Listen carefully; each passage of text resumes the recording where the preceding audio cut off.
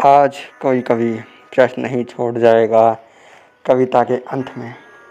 छोड़ जाएगा तो बस एक खाली सा पन्ना या फिर अधूरी सी लौटी वो कलम। कुछ किताबों पर टिके कुछ शब्दों का ठहराव कभी अधलिखी कविताओं की तरह छूट जाएंगे कोई कथन जो तुमने देखा था, महसूस किया, पर मैं बयां न कर सका। कल क्या है? रिश्ता इस कागज़ और कलम का वही है, जैसे तुम्हारा और मेरा, बिन परिभाषे पर गहराई से भरा। अगर इसे शब्दों में कहूँ तो कहीं बात की खूबसूरती छिन ना जाए। एक बात कहूँ, पेड़ जब फल देता है तो वो ज़मीन पर लौट आता है। ठीक वैसे ही अधजल घघरी छलकत जाए, याद वही आते हैं जो अधूरे रह जाएं।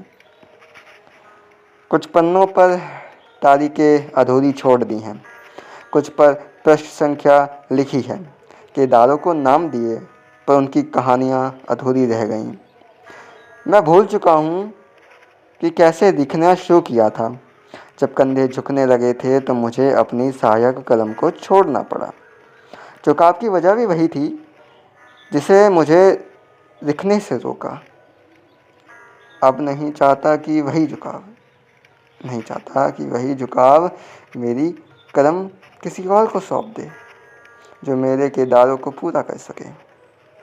कौन कहता है कि केवल लोहा ही पिटता है? कौन कहता है कि केवल लोहा ही पिटता है? लोहार भी तो तपन सहता है। और यही वजह है कि मैंने लिखना छोड़ा, पर देखना नहीं।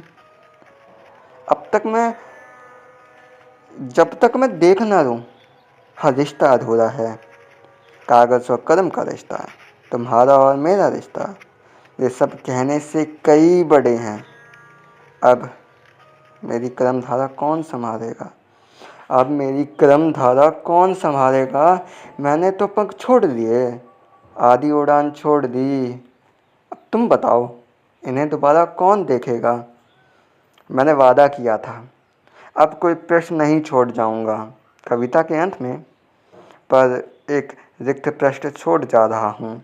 जैसा तुम कहो। तुम तो देखोगे ना?